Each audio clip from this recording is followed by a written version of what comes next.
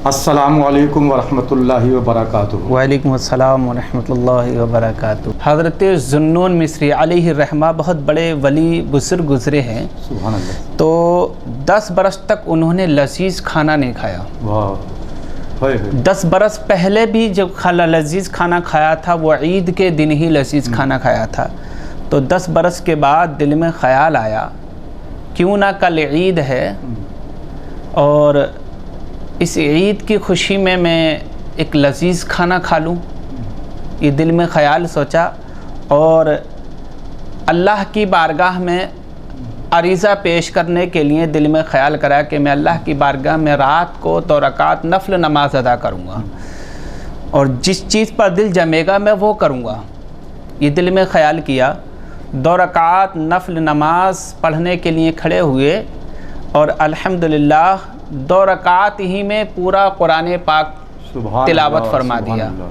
यहाँ तक कि सुबह फजर होने से पहले पहले आपने कुरान पाक ख़त्मुल कुरान भी कर लिया और 2 रकात नमाज नफल अदा भी कर ली।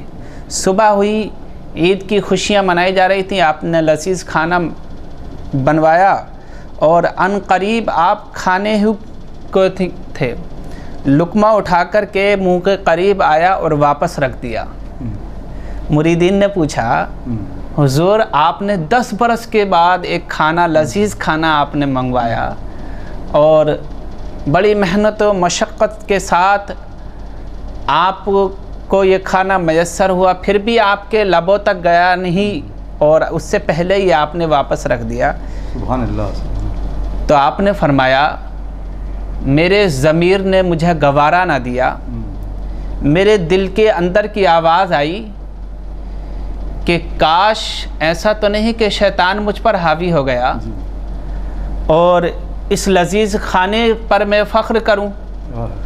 तो आपने उस खाने को वापस इस नीयत से रख दिया कि मेरा नफ्स मुझ पर हावी हो गया, तो मैं अपने नफ्स को हावी नहीं होने दूंगा। आपने एक कसम खाई थी कि मैं लजीज़ खाना नहीं खाऊंगा, अपने नफ्स को अपने ऊपर हावी नहीं होने दूंगा। तो अब जैसे ही लुकमा उठाया, उठाते उठाते दिल में ख़याल आया कि शैतान नफ्स ने गवारा दिया कि देख मैं जीत गया, ज़ुन्नून तू हार गया।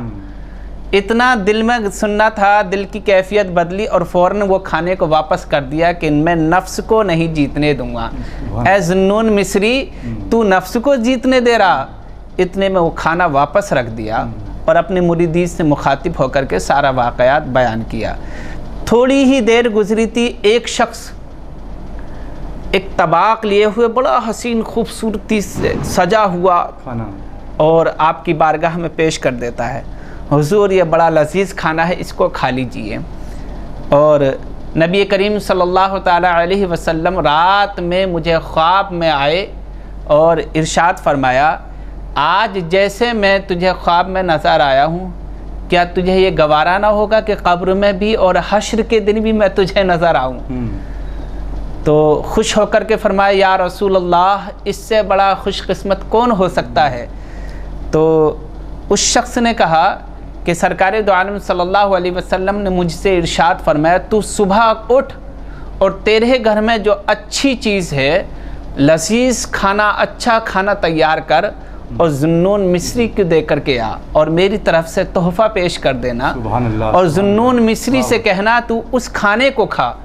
इतना सुनना था, हज़रत ज़ुन्नून मिस्री अलैहि रहमा इस तरह से टूट पड़े जैसे कि कई दिन के भूखे हैं और उस पूरे के पूरे खाने को खा लिया। अल्लाह के रसूल ने खिलाया उनको, क्योंकि अल्लाह के रसूल ने खिलाया था। तो और मुबारक बात भी थी, उस शख्स ने आकर के कहा कि मुबारक बात हो ए ज़ुन्नून मिस्री, आज के बाद तुझ पर नफ्स कभी हावी नहीं हो सकता। सुभान अल्लाह।